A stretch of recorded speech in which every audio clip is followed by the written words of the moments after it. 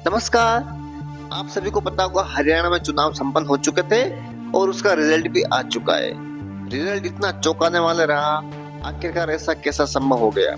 कांग्रेस को लग रहा था कि हमारी सरकार फुल बहुमत से भी ज्यादा सीटें लाएगी और बीजेपी को लग रहा था कि हमारी सरकार नहीं बनेगी, केवल इज्जत बच जाए हमारी काफी है। लेकिन ये चमत्कार कैसे हो गया दोस्तों। आखिरकार कांग्रेस ने जो विनेश फोगाट था उसका भरपूर फायदा उठाया था। ओलंपिक में मेडल नहीं जीता, लेकिन हरियाणा में मेडल जीतने की कगार पर थी कांग्रेस। लेकिन पासा ऐसा पलटा कि आज बीजेपी सरकार बनाएगी और कांग्रेस सरकार नहीं बनाएगी।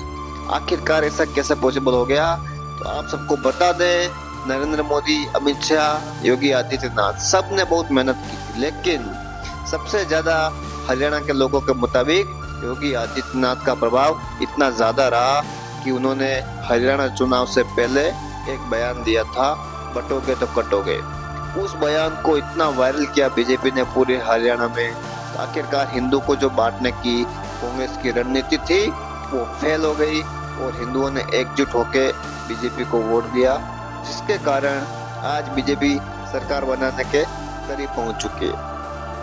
आखिरकार मोदी जी ने भी मान लिया योगी आदित्यनाथ का लोहा। आखिरकार योगी में इतनी ताकत है कि वो किसी भी चुनाव के नतीजे को बदल सकते हैं। जिस राज्य में बीजेपी की हार लगभग तय थी, वहां पे बीजेपी फुल बहुमत से अब सरकार बनाएगी। आखिरकार ये चमत्कार योगी आदित्यनाथ ही कर सकते हैं, क्योंकि उन्होंने जो बयान दिए थे उस बयान का इतना जोरदार असर हुआ कि हरियाणा के लोगों को लगा कि वास्तव में योगी आदित्यनाथ में दम है, और इसी कारण आज बीजेपी हरियाणा में वापस सरकार बनाएगी।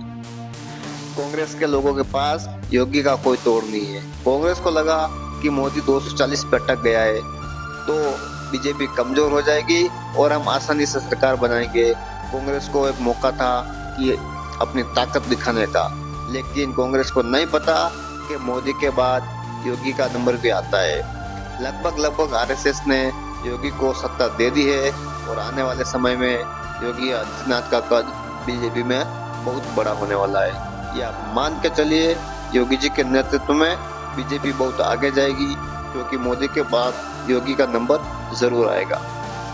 कांग्रेस ने मोदी के लिए बहुत सारे जाल बिछाए, सारी रणनीति मोदी को घेरने की थी और मोदी को घेरने में सफल भी हुए थे। मोदी लोकसभा चुनाव के बाद थोड़े एक्टिव कम नजर आ रहे थे, थोड़े सुस्त नजर आ रहे थे, क्योंकि कांग्रेस ने बहुत परेशान किया उनको।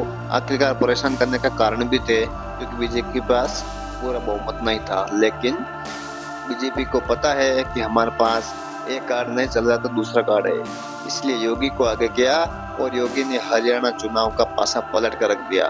आखिरकार ऐसा कैसे संभव है कि तीसरी बार हरियाणा में बीजेपी ने सरकार बनाई है। देखिए, बहुत ही शानदार रुझान है, शानदार नतीजे, और योगी जी को मानना पड़ेगा।